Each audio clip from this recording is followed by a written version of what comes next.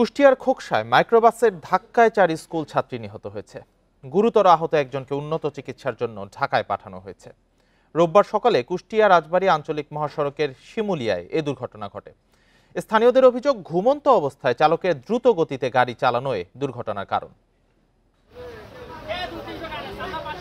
রোববার সকালে শিমুলিয়া গ্রামের কুঠিপাড়া মক্তবে কোরআন শিক্ষা শেষে বাড়ি ফিরছিলেন শিক্ষার্থীরা। কুষ্টিয়া রাজবাড়ী আঞ্চলিক মহাসড়কে পৌঁছালে ঢাকা থেকে আসা দ্রুতগামী মাইক্রোবাস তাদের চাপা দিয়ে পাশের পুকুরে উল্টে পড়ে। এ সময় ঘটনাস্থলেই মারা যায় মিম আক্তার। গুরুতর আহতদের উদ্ধার করে হাসপাতালে নেয়ার পর মৃত্যু হয় তানজিলা খাতুন, মারিয়া খাতুন ও জ্যোতি খাতুনের। তারা সবাই পূর্বাশা সরকারি প্রাথমিক বিদ্যালয়ের শিক্ষার্থী। রাস্তার কাছে খাড়াইছিলাম, মাইক্রোটা ধপ করে পড়ে গেল। পড়ে যাওয়ার পর আমি উঠে আসলাম, এসে দেখি যে মাইক্রোটা খাদবে চলে গেল। থলপালগুলা মাদ্রাসা থেকে বাড়ানোর পরে ওই গাড়িটা ঘুমের ঘরে অলরেডি বামের গাড়ি ডাইন সাইডে চলে আসে ওদের গার উপর দিয়ে গাড়িটা নিচে লাভিয়ে চলে গেছে।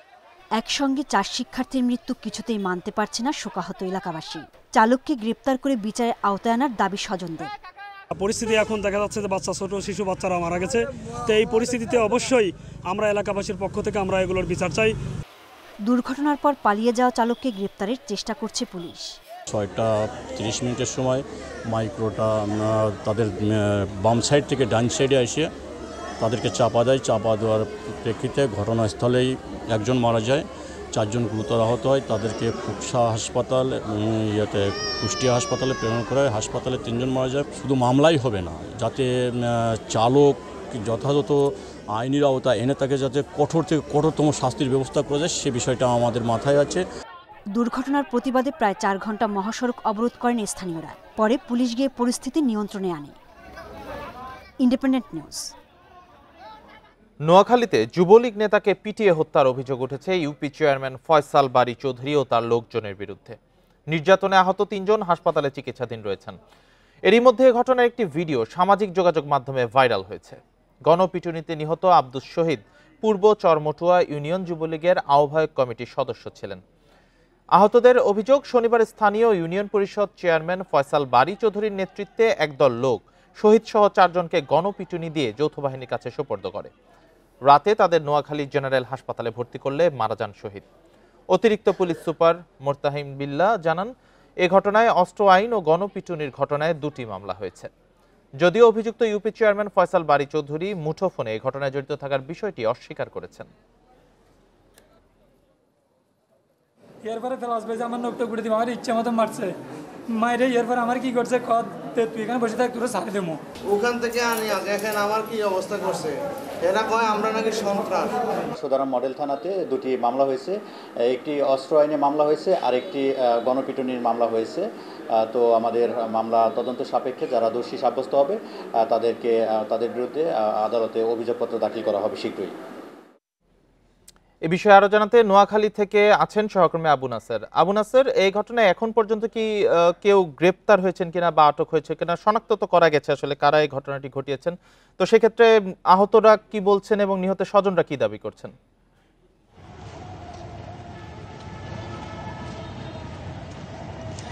এই বিষয়ে কথা হয়েছে আমার সাথে নোয়াখালী সুধারাম থানা পুলিশ এবং জেলা পুলিশের একাধিক কর্মকর্তার সাথে। তারা জানিয়েছেন যে বিষয়টি তারা খুব গুরুত্ব সহকারে দেখছেন এবং পুলিশের একাধিক কর্মকর্তা, বিশেষ করে সদর সার্কেলের অতিরিক্ত পুলিশ সুপার এবং অতিরিক্ত পুলিশ সুপার অপরাধ, তারা দুজনে ঘটনাস্থল পরিদর্শন করেছেন বলে জানিয়েছেন এবং পুরো বিষয়টি তারা খতিয়ে দেখছেন পুঙ্খানুপুঙ্খ কারা কি কারণে এই হত্যাকাণ্ড ঘটিয়েছে। তবে প্রথম দিকে পুলিশ জানিয়েছে এখানে গণপিটুনির ঘটনা ঘটেছে, জানানো হয়েছে আইনশৃঙ্খলা বাহিনীকে। এরপর পুলিশ এবং যৌথ বাহিনী ঘটনাস্থলে যায় এবং 4 জনকে গুরুতর অবস্থায় উদ্ধার করে নোয়াখালী জেনারেল হাসপাতালে ভর্তি করা হয়। সেখানে শহীদ নামে একজনের মৃত্যু হয় এবং শহীদের বিরুদ্ধে থানায় মামলা রয়েছে বলে সুধারাম থানার ওসি জানিয়েছিলেন।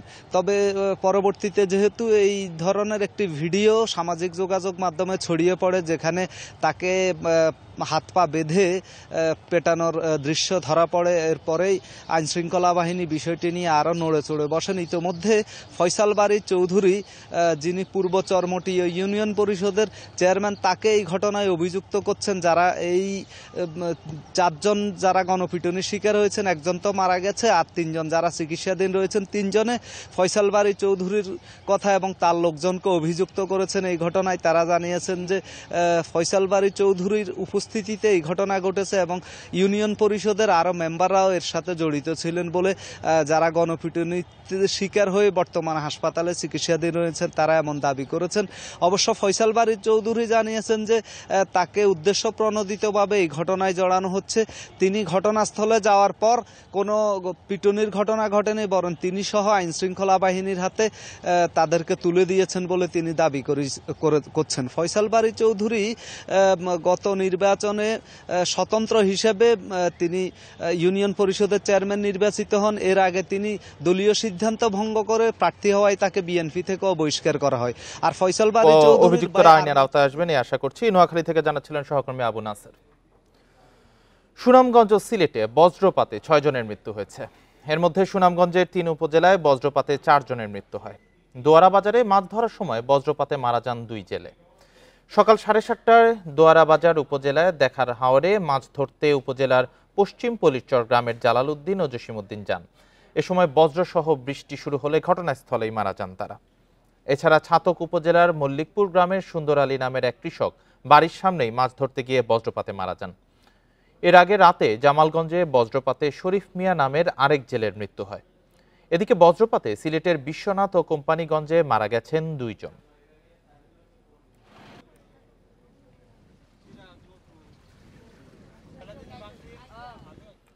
সমন্বয়ক পরিচয় দেয়াকে কেন্দ্র করে চট্টগ্রাম ওমরগনি এমইএস কলেজে এক শিক্ষার্থীকে মারধরের ঘটনা ঘটেছে।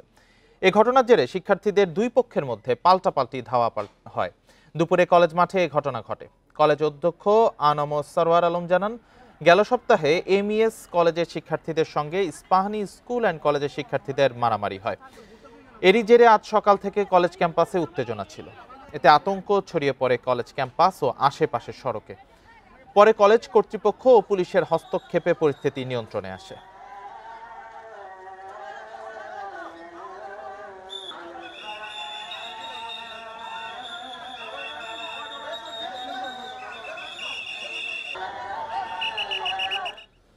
খাগড়াছড়ি ও রাঙামাটিতে সহিংসতায় গঠিত 7 সদস্যের তদন্ত কমিটি কাজ শুরু করেছে।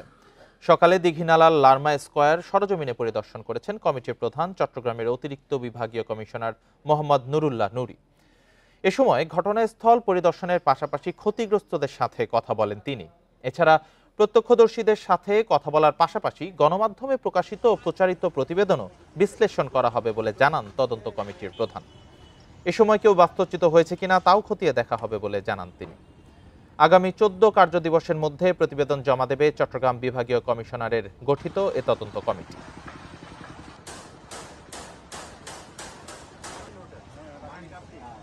দীঘিনালা থেকে এটার তদন্ত কার্যক্রম শুরু করেছি, ঘটনাস্থল পরিদর্শন করছি।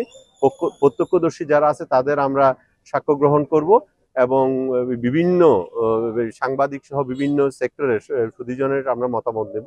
মতামত নেওয়ার পরে আমরা বিভিন্ন ভিডিও যেগুলো আগের ছিল সেগুলো সংগ্রহ করব। দিল্লির কোনো গোলামকে বাংলায় তাবেদারি করতে দেয়া হবে না বলে মন্তব্য করেছেন বিএনপির সিনিয়র যুগ্ম মহাসচিব রুহুল কবির রিজভী। রোববার দুপুরে রাজশাহী নগরীর ভুবন মোহন পার্কে এক সভায় এসব কথা বলেন তিনি। এ সময় তিনি বলেন, ভারত শেখ হাসিনাকে আশ্রয় দিয়েছে, কিন্তু তার কথা মতো বাংলাদেশকে অস্থিতিশীল করতে চাইলে পরিণতি ভালো হবে না। দেশ কিভাবে পরিচালিত হবে, কাকে নির্বাচিত করতে হবে জনগণ সেটা জানে। অন্য কোনো দেশের তাতে নাক গলানো মেনে নেওয়া যাবে না। সভা শেষে ছাত্র জনতার গণ অভ্যুত্থানে রাজশাহীতে নিহত 3 পরিবারকে আর্থিক সহায়তা করা হয়। আপনারা আশ্রয় দিচ্ছেন, ঠিক আছে, কিন্তু তার কথা শুনে যদি বাংলাদেশের অভ্যন্তরে কিছু করতে যান, বাংলাদেশকে অস্থিতিশীল যদি করতে চান, তাহলে এটা আখেরে আপনাদের জন্য এটা ভালো হবে না। অন্তর্বর্তী সরকারের কাছে সংস্কার ও নির্বাচন সংক্রান্ত রোডম্যাপ চাওয়া হয়েছে বলে জানিয়েছেন জামাত ইসলামের আমির ডাক্তার শফিকুর রহমান। গতরাতে টাঙ্গাইলে এ কথা জানান তিনি। এ সময় তিনি সাংবাদিকদের জানান, কি কি বিষয়ে সংস্কার হবে তা উল্লেখ এবং কতদিনের মধ্যে তা বাস্তবায়ন হবে তা স্পষ্ট করে দিতে হবে। সংস্কার কার্যক্রম সফল হলে এরপর নির্বাচনী রোডম্যাপ দিতে হবে।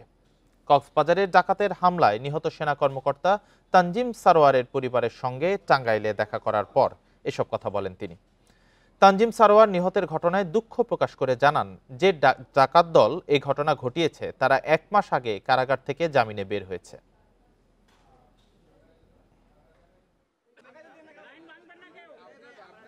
আমরা দুটি রোডম্যাপ চেয়েছি। একটা সংস্কারের জন্য সেই রোডম্যাপে নির্দিষ্ট হতে হবে যে কী কী বিষয়ে সংস্কার হবে এবং কতদিনের ভিতরে সংস্কার হবে। এই সংস্কারের রোডম্যাপটা যদি সাকসেসফুল হয় তাহলে পরবর্তীটা দেরি না করেই দিতে হবে নির্বাচনের রোড। কিন্তু প্রথমটা যদি সফল না হয় দ্বিতীয়টা ব্যর্থ হবে। আমরা কোনো ব্যর্থ নির্বাচন চাচ্ছি না। দেখছেন সমগ্র বাংলাদেশ। সম্পূর্ণ অটোমেটেড মেশিনে তৈরি সাপোর্ট ফাইবার গ্লাস শীট, ব্যবসা এবার হবেই হিট। উজানের ঢল ও বৃষ্টিতে তিস্তা সহ বেশ কয়েকটি নদ নদীর পানি বাড়ছে। এরই মধ্যে 4 জেলায় নদী তীরের নিচু এলাকা ও চরাঞ্চল তলিয়ে 70,000 মানুষ পানিবন্দী। কুড়িগ্রামে নদী ভাঙন শুরু হওয়ায় ঝুঁকির মুখে বাড়িঘর, ফসলি জমি ও বেশ কয়েকটি স্কুল। 3 দিন ধরে উজানের ঢল ও বৃষ্টিতে তিস্তার পানি বাড়ছে। পানির চাপ সামলাতে খুলে রাখা হয়েছে ব্যারেজের সব জলকপাট। শনিবার রাতে রংপুরের কাউনিয়া পয়েন্টে বিপদসীমার ওপরে ওঠে তিস্তার পানি। এর মধ্যে গঙ্গাচড়া, কাউনিয়া ও পীরগাছা উপজেলার নিচু এলাকা তলিয়ে দুর্ভোগে পড়েছেন 20,000 মানুষ। হঠাৎ করে সন্ধ্যেবেলা পানি বলন আসলো, আসলে রাত 10টার মধ্যে পানি একটু থামানি হলো। হওয়ার পর রাত 12টার মধ্যে আবার বলন আসলো। তখন কি করলাম, গরু ছাগল বউ বাচ্চা নিয়ে আমি রাস্তায় উঠলাম। কুড়িগ্রামের তিস্তা চর ও নদীর তীরে 2,000 মানুষ পানিবন্দী হয়ে পড়েছে। ডুবে গেছে আমন ও সবজির ক্ষেত। নদী ভাঙনের কবলে পড়েছে 7টি স্কুল, বিলীন হচ্ছে ঘরবাড়ি ও ফসলি জমি। হুট করিয়ে যে পানি ছাই দিয়েছে, আমার তো আবার ডুবে গেছে। এখন আমরা ওই চিন্তাতে এখন কি করি, বাড়ি ঘর সব তলায় গেছে, এখন কই থাকে না থাকে। লালমনিরহাট সদর, আদিতমারি, কালীগঞ্জ, হাতীবান্ধা ও পাটগ্রাম উপজেলার চরাঞ্চল ও নিচু এলাকার 45,000 মানুষ পানিবন্দী হয়ে পড়েছে। ডুবে গেছে রাস্তাঘাট, ঘরবাড়ি সহ আবাদি জমি। পানি উঠেছে রেল লাইনেও। আমরা আন্দো নামতে পারি না, খাইতে পারি না, চকির উপরে উঠিয়েছি, আমরা ছাওয়া হাতে বকে ধরিয়েছি। পানি ঘর ঢুকে গেছে। এখন আমরা কষ্ট করে 3টে গরু কিনছি, 3টে গরু আমার 2 লাখ টাকা হয়ে যায়। এই সারাইতে আমি ঘুম না করিয়ে গরুর গোল ঘরে পানি আমরা আইল বান্ধে পানি সেচছি। নীলফামারীর ডিমলা ও জলঢাকা উপজেলার 10 ইউনিয়নের তিস্তাপাড়ে ধান ও সবজি ক্ষেত তলিয়ে ক্ষতির মুখে কৃষক। বন্যা ও নদী ভাঙনের আশঙ্কায় প্রস্তুতি রাখার কথা জানিয়েছে পানি উন্নয়ন বোর্ড। রেশমি নন্দী, ইন্ডিপেন্ডেন্ট নিউজ। এ বিষয়ে আরো জানাতে লালমনিরহাট থেকে যুক্ত হয়েছেন সহকর্মী মাজহারুল ইসলাম। মাজহারুল, লালমনিরহাটের কোন কোন এলাকায় তিস্তার পানি ঢুকছে, পরিস্থিতি কোন দিকে যাচ্ছে আসলে? আপনি ঠিকই বলেছেন, লালমনিরহাটের যেহেতু আমরা গত 3 দিন ধরে লালমনিরহাটের যে ভারী বর্ষণ এবং উজান থেকে যে পাহাড়ি ঢলের কারণে লালমনিরহাট, রংপুর, নীলফামারী, কুড়িগ্রাম যে পানি বৃদ্ধি পেয়েছে তিস্তা নদীর, এবং আজ সকাল থেকে তিস্তা নদীর পানি ডালিয়া পয়েন্টে কিছুটা কমে গেল, বিপদসীমার 8 সেন্টিমিটার নিচে রয়েছে। এবং আমাদের রংপুরের যে কাউনিয়া পয়েন্ট রয়েছে এখানে বিপদসীমার 33 সেন্টিমিটার উপর দিয়ে প্রবাহিত হচ্ছে। এই কারণে কিন্তু আমাদের যে ভাটি অঞ্চলের যে সমস্ত পরিবার রয়েছে, তিস্তা নদীর যে ভাটি অঞ্চল রয়েছে, বিশেষ করে লালমনিরহাটে, এখানকার প্রায় 80,000 মানুষ পানিবন্দী অবস্থা রয়েছে। আর এখানকার যে বিশেষ করে নারী পুরুষ পাশাপাশি এখানে বৃদ্ধ যারা নারী পুরুষ রয়েছে এবং শিশু রয়েছে, তারা এই দুর্ভোগের শিকার হচ্ছে। পাশাপাশি গবাদি পশু সে দুর্ভোগের শিকার হচ্ছে। বিভিন্ন আত্মীয় স্বজনের বাড়িতে গিয়ে অনেকে আশ্রয় নিয়েছে, যদিও বা তাই এই লালমনিরহাটে বন্যা আশ্রয় কিন্তু সেরকম নাই, যদিও বা হাতে গোনা কিছু বন্যা আশ্রয় কিন্তু রয়েছে, তারা সেখানে আশ্রয় নিয়েছে। এবং জেলা প্রশাসনের পক্ষ থেকে শিশু এবং গবাদি পশুর জন্য খাদ্যের জন্য তারা 10 লক্ষ টাকা বরাদ্দ করেছে এবং 3 লক্ষ টাকা মানুষের খাদ্যদ্রব্যের জন্য, এবং জিআর 90 মেট্রিক টন চাল বরাদ্দ করা হয়েছে। এবং পাশাপাশি এখানে আমাদের যেহেতু গত 3 দিন ধরে যে বন্যা দেখা দিয়েছে, এখানে রোপা আমন সহ বিশেষ করে আবাদি যে ফসল রয়েছে, সবজির ক্ষেত, চরাঞ্চল সহ নদীর যে তীরবর্তী অঞ্চলে যে চাষ করা হয়ে থাকে সেগুলি পানিতে নিমজ্জিত রয়েছে। যদি এই পানি 4 থেকে 5 দিন যদি থেকে অব্যাহত থাকে তাহলে এই আবাদি ফসল সম্পূর্ণরূপে ক্ষতিগ্রস্ত হবে। এতে ফলে দেখা যাবে যে এই অঞ্চলের মানুষ, বিশেষ করে তিস্তা পাড়ের মানুষ এবং চরাঞ্চলের মানুষ, তারা অর্থনৈতিকভাবে ক্ষতিগ্রস্ত হবে। ইতিমধ্যে পানি উন্নয়ন বোর্ড কিন্তু তারা বিভিন্ন জেলার 5টি উপজেলার যে জনপ্রতিনিধি রয়েছে তাদেরকে তারা সতর্ক অবস্থায় রেখেছে। যদি বন্যার আগে পরে যদি কোনো ভয়াবহ ভাঙন দেখা দেয় তাহলে কিন্তু সেখানে আপনার জিও ব্যাগ এবং বাস তারা প্রস্তুত করে রেখেছে যাতে এর থেকে রক্ষা পাওয়া যায়। পাশাপাশি আমাদের লালমনিরহাটের যে সদর উপজেলা রয়েছে, সদর এবং আদিতমারি যে উপজেলা রয়েছে, এই সমস্ত এলাকা যে চরাঞ্চলের মানুষ বেশি ক্ষতির মুখে পড়েছে। এই ছিল আমার কাছে সর্বশেষ। লালমনিরহাট থেকে জানাচ্ছিলেন সহকর্মী মাজহারুল ইসলাম। মেহেরপুরে জলাবদ্ধতা নিরসনের দাবিতে স্কুল মাঠে জমে থাকা পানিতে ছিপ বানিয়ে প্রতীকী মাছ ধরেছেন শিক্ষার্থীরা। পানির নিষ্কাশন ব্যবস্থা না থাকায় পানি জমে থাকায় দুর্ভোগে পড়েছেন বামন্দি নিশুপুর স্কুল অ্যান্ড কলেজের শিক্ষার্থীরা। এ সময় শিক্ষার্থীরা অভিযোগ করেন কয়েকদিনের বৃষ্টিতে স্কুল মাঠে পানি জমে রয়েছে, ফলে বন্ধ হয়ে গেছে নিয়মিত সমাবেশও। মাঠে পানি জমে থাকায় তা পচে গন্ধ ছড়াচ্ছে, এতে বাড়তে পারে মশা। দ্রুত স্থায়ীভাবে পানি নিষ্কাশনের ব্যবস্থা করে শিক্ষার পরিবেশ ফিরিয়ে আনার দাবি জানিয়েছেন শিক্ষার্থীরা।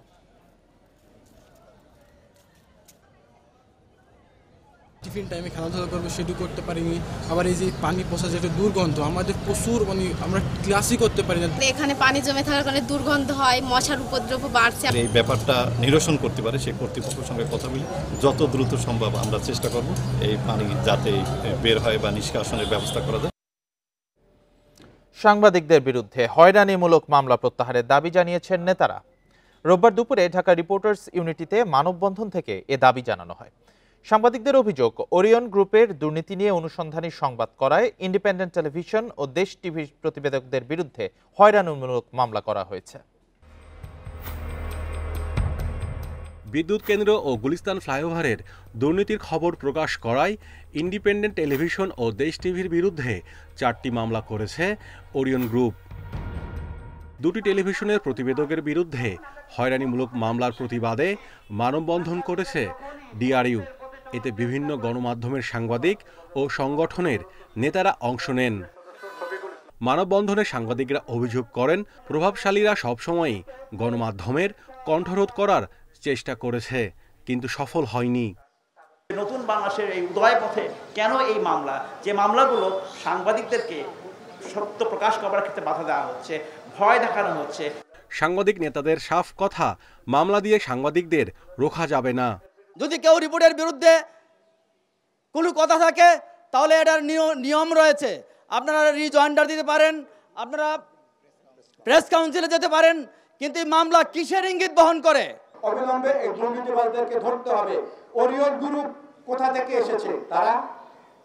তাদের এত সাহস কোথা থেকে আসলো যে সংবাদকর্মীদের বিরুদ্ধে মামলা করে? তাদের দুর্নীতি প্রকাশ করার পরে অবিলম্বে মামলা তুলে না নিলে কঠোর আন্দোলনের হুঁশিয়ারি দেন সাংবাদিক নেতারা। যে প্রতিষ্ঠান মামলা করেছে, অবাক করার বিষয় হচ্ছে এই প্রতিষ্ঠান আসলে এই দেশে দুর্নীতির প্রতীক বলা যায়। এই দেশে একটি ব্যাংক ছিল, ওরিয়েন্টাল ব্যাংক। আপনারা খোঁজেন যে এই ব্যাংকটা এখন কোথায় আছে, কোথায় গেল? একটি ব্যাংক গিলে খেয়ে ফেলেছিল। সেই প্রতিষ্ঠানের কর্মকর্তারা এখন এই সময় এসে, মালিকরা এই সময় এসে সংবাদকর্মীদের বিরুদ্ধে মামলা করে।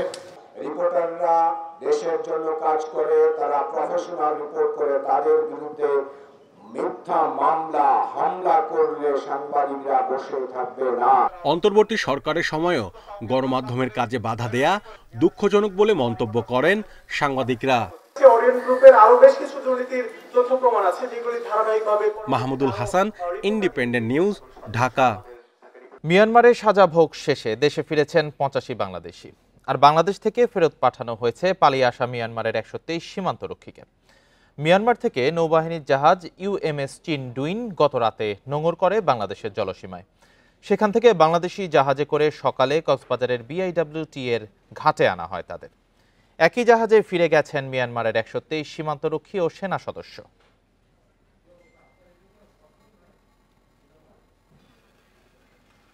ইন্টার্ন চিকিৎসকদের বিক্ষোভের মুখে পদত্যাগ করেছেন বরিশাল শের-ই-বাংলা মেডিকেল কলেজ হাসপাতালের পরিচালক HM সাইফুল ইসলাম। এরপর কর্মবিরতি স্থগিত করে কাজে ফিরেছেন ইন্টার্ন চিকিৎসকরা। হাসপাতালের পরিচালককে দেয়া 24 ঘন্টার আলটিমেটাম শেষে সকাল 10টায় ডক্টরস অ্যাসোসিয়েশনের আয়োজনে মানববন্ধন অনুষ্ঠিত হয়।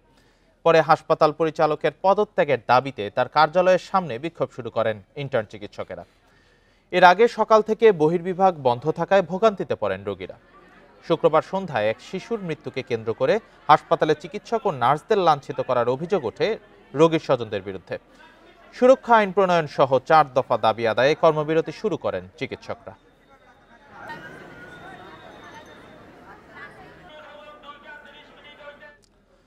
সিলেট জেলা স্বেচ্ছাসেবক লীগের সহসভাপতি গোলাম কিবরিয়া মাসুককে গ্রেপ্তার করেছে র্যাব। গত রাতে নগরীর কোতোয়ালি থানা এলাকা থেকে তাকে গ্রেপ্তার করা হয়। র্যাব জানায় গোলাম কিবরিয়া মাসুকের বিরুদ্ধে নাশকতা ও বিস্ফোরক আইনে মামলা রয়েছে। এদিকে শনিবার দুপুরে ময়মনসিংহের ভালুকা থেকে শাহজালাল বিজ্ঞান ও প্রযুক্তি বিশ্ববিদ্যালয় শাখা ছাত্রলীগের সভাপতি খলিলুর রহমানকে গ্রেপ্তার করেছে র্যাব। গ্রেপ্তার খলিল শাহজালাল বিজ্ঞান ও প্রযুক্তি বিশ্ববিদ্যালয়ের ছাত্র রুদ্র সেন হত্যা মামলার আসামি।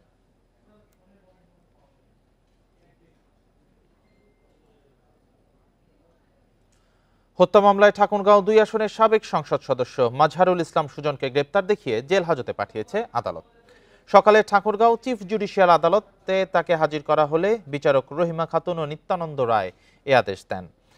গত 5ই আগস্ট পৌরসভার সিট চিলারং এলাকায় 4 জনকে ঘরে আটকে পুড়িয়ে হত্যা করে দুর্বৃত্তরা। এই হত্যার নির্দেশদাতা হিসেবে মাজহারুল ইসলাম সুজনকে আসামি করা হয়েছে। আসামি পক্ষের আইনজীবী তার জামিনের আবেদন করলে আদালত নামঞ্জুর করে কারাগারে পাঠানোর নির্দেশ দেয়।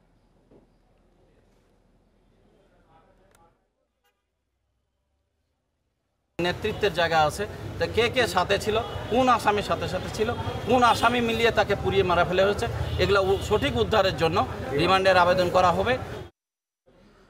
সাভারের আশুলিয়া টঙ্গিবাড়ি এলাকায় বন্ধ কারখানা খুলে দেওয়া সহ বিভিন্ন দাবিতে বিক্ষোভ করেছেন মন্ডল নিটওয়ার এবং কাঠকড়া এলাকার কয়েকটি কারখানা শ্রমিকরা। এ সময় জিরাবো 20 মাইল সড়ক অবরোধ করলে পুলিশ ও সেনাবাহিনী তাদের সরিয়ে দেয়। এ ঘটনার পর নিরাপত্তার স্বার্থে 10টি কারখানা ছুটি ঘোষণা করে কর্তৃপক্ষ। এদিকে গাজীপুরের ভবানীপুরে হাজিরা বোনাস ও নাইট বিল বৃদ্ধির দাবিতে ঢাকা ময়মনসিংহ মহাসড়ক অবরোধ করে RN কারখানা শ্রমিকরা। শিল্প এলাকায় অপ্রীতিকর পরিস্থিতি এড়াতে মোতায়েন রয়েছে শিল্প পুলিশ ও সেনাবাহিনী।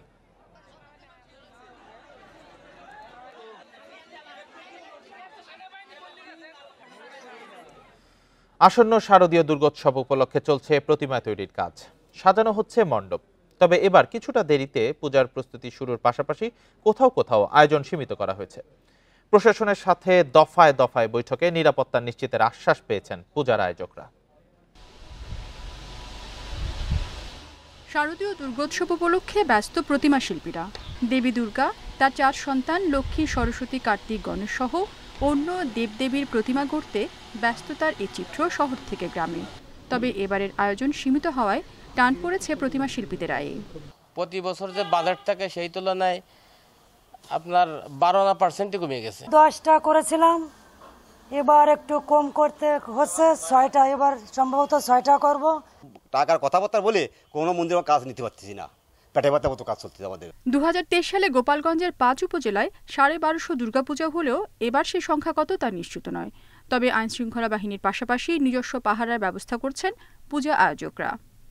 এই বিরাট ধর্মীয় উৎসবে অবশ্যই আইনশৃঙ্খলা রক্ষায় সচেষ্ট থাকবেন এবং প্রত্যেকটা মন্দিরের নিরাপত্তায় তারা সচেষ্ট থাকবেন। এবং আমরাও স্থানীয়ভাবে প্রত্যেকটা মন্দির কমিটিকে অনুরোধ করেছি যে তারা যেন নিজস্ব পাহারার ব্যবস্থা রাখেন।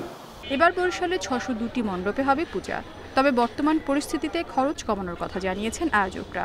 বাজেটের প্রেক্ষাপটটা খুবই নগণ্য এবার, যেহেতু আমরা অনেক ডোনেশন বা ব্যবসা বাণিজ্য খারাপ থাকার কারণে আমরা ডোনেশনটা কম পাবো। তারপরও আমরা চেষ্টা করব পূজাটা যেন আরো ভালো করার জন্য। লক্ষ্মীপুর, রাজশাহী সহ বিভিন্ন জেলায় এরই মধ্যে প্রশাসনের সাথে একাধিক সভা করেছেন সনাতন ধর্মাবলম্বীরা। মিলেছে নিরাপত্তা নিশ্চিতের আশ্বাস। সতর্ক থাকতে হবে, কারণ এখানে বিভিন্ন ধরনের মিসকেন থাকতে পারে। কোনো কোনো জায়গায় আমরা টুকটাক পাচ্ছি যে কমিটি নিয়েও ছোটোখাটো আছে, বিরোধ আছে। তো সেগুলো আমরা দুই পক্ষের সাথে বসে আমরা এগুলো অ্যাড্রেস করার চেষ্টা করতেছি। 9 অক্টোবর ষষ্ঠী পূজার মধ্য দিয়ে শুরু শারদীয় দুর্গোৎসব। 13 অক্টোবর প্রতিমা বিসর্জনের মধ্য দিয়ে শেষ হবে পূজার আনুষ্ঠানিকতা। Reshma Nandi, independent news. দেখছেন সমগ্র বাংলাদেশ। স্টিকি অ্যাডিসিভ, জোড়া লাগায় সবকিছু। দীর্ঘদিন সেচ খাল সংস্কার না করায় গঙ্গা কপোতাক্ষ প্রকল্পের সুবিধা পাচ্ছেন না চুয়াডাঙ্গার কৃষকরা। মাঝে মধ্যে খালের পাড় ভেঙে যাওয়া, পাম্প বিকল হওয়ায় ভরা মৌসুমেও খালে পর্যাপ্ত পানি থাকে না। এতে সঠিক সময়ে চাষাবাদ করতে না পারায় উৎপাদন কমার শঙ্কা রয়েছে। চুয়াডাঙ্গা, কুষ্টিয়া, ঝিনাইদহ, মাগুরা জেলার কৃষকদের সেচ সুবিধা দেওয়ার উদ্দেশ্যে গঙ্গা কপোতাক্ষ বা জিকে সেচ প্রকল্প চালু করা হয়। বছরের 10 মাস 3টি পাম্প চালু থাকত 24 ঘন্টা। বর্তমানে মাঝে মধ্যেই পাম্প বিকল এবং পার ভেঙে যাওয়ার ঘটনায় বিঘ্নিত হচ্ছে সেচ কাজ। চলতি মাসের শুরুর দিকে আলমডাঙ্গার কেদারনগরে খালের পার ভাঙায় ব্যাহত হচ্ছে পানি সরবরাহ। সারা বছরই চাষাবাদ করার জন্য 12 মাসই সেচ সুবিধা প্রয়োজন বলছেন কৃষকরা। পানি আসে মাঝে মাঝে, তারপর ক্যানাল ভেঙে যাওয়ার কারণে পর্যাপ্ত পরিমাণ পানি আর দিচ্ছে না। দেখা ঝোড় জঙ্গল আবর্জনা বিভিন্ন কারণবশত দেখা যাচ্ছে এক জায়গায় পানি আছে বুক পর্যন্ত, এক জায়গায় আপনার আছে জায়গা হাঁটু পর্যন্ত। এইগুলো খনন না করে পরিপূর্ণ লেভেল না করলে তো চাষির ব্যাপক সমস্যা। পাট নিয়ে ওই দূর দূরান্ত ভাটুই চলে যেতে হচ্ছে। এই এলাকায় পানি থাকলে আমরা পাট দিয়ে জাগ দিতে পারতাম, সুবিধা হতো। কৃষকদের সেচ সুবিধা বাড়ানোর কথা জানিয়েছে পানি উন্নয়ন বোর্ড। সব ধরনের সমস্যা সমাধানের উদ্যোগ নেওয়ার কথাও জানায় কর্তৃপক্ষ। চুয়াডাঙ্গা জেলায় জিকে প্রধান বর্ধিতখালের কিছুটা অংশ ব্রিজ হয়েছে। আমরা ব্রিজ হওয়া অংশটি মেরামত করছি। মেরামত কাজ খুব দ্রুতই শেষ হয়ে যাবে, তখন আমাদের সেচ কার্যক্রম আবার স্বাভাবিক হয়ে আসবে। তাছাড়া যে সকল অংশে আমাদের জঙ্গল রয়েছে এবং কিছু কিছু জায়গায় রিএক্সকেভেশনের প্রয়োজন, এগুলো মাথায় রেখে আমরা একটি প্রকল্প প্রণয়ন করেছি। কৃষি উৎপাদন বাড়াতে 1962-63 সালে চালু হয় দেশের বৃহত্তম গঙ্গা কপোতাক্ষ সেচ প্রকল্প। Independent news. সমবায় ব্যাংকের 12,000 ভরি সোনার খোঁজ পাওয়া যাচ্ছে না। এ তথ্য দিয়েছেন এলজিআরডি মন্ত্রণালয় বিষয়ক উপদেষ্টা এএফ হাসান আরিফ। দুপুরে কুমিল্লার পল্লী উন্নয়ন একাডেমি বার্ডের 57তম বার্ষিক পরিকল্পনা সম্মেলনে তিনি সাংবাদিকদের একথা জানান। তিনি বলেন, ব্যাংকের সম্পত্তি বেদখল হয়ে আছে। এছাড়া সমবায়ীদের মধ্যে সমবায়ের মন মানসিকতার অভাবের কারণে প্রতিষ্ঠানটি দাঁড়াতে পারছে না। সভায় বক্তারা পল্লী উন্নয়ন ও সমবায় ক্ষেত্রে বার্ড যেসব গবেষণা কার্যক্রম চালাচ্ছে তা তুলে ধরেন।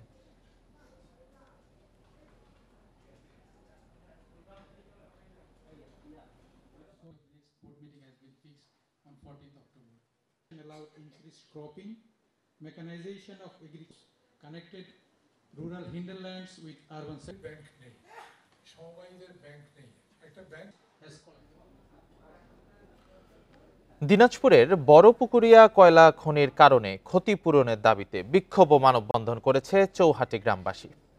সকালে বড়পুকুরিয়া কয়লা খনির মূল ফটকের সামনে জীবন ও বসতভিটা রক্ষা কমিটির আয়োজনে এ কর্মসূচির আয়োজন করা হয়।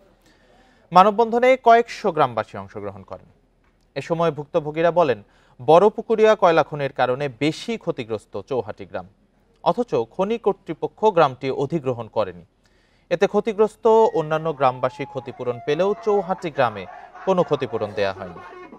আগামী 9 দিনের মধ্যে দাবি মানা না হলে বৃহত্তর কর্মসূচির হুঁশিয়ারি দেন তারা।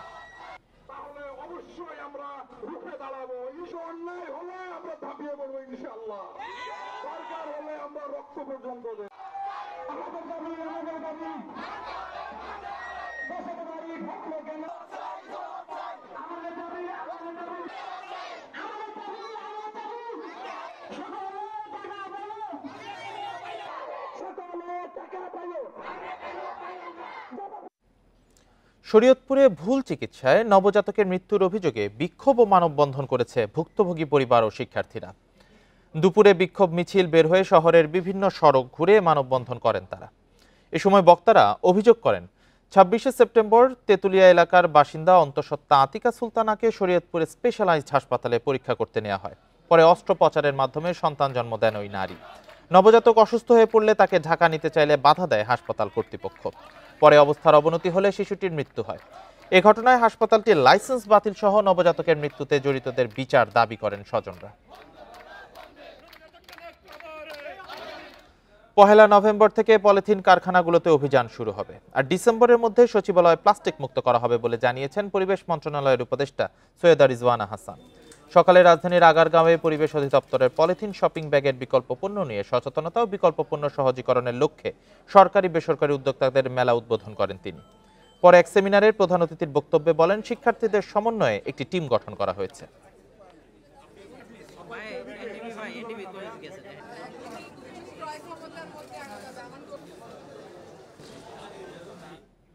আর এই ছিল সমগ্র বাংলাদেশের আয়োজনে। এছাড়া ইন্ডিপেন্ডেন্ট টেলিভিশনের সব খবর আরো বিস্তারিত জানতে চোখ রাখুন ফেসবুক, ইউটিউব, এক্সে। এতক্ষণ সাথে থাকার জন্য ধন্যবাদ সবাইকে।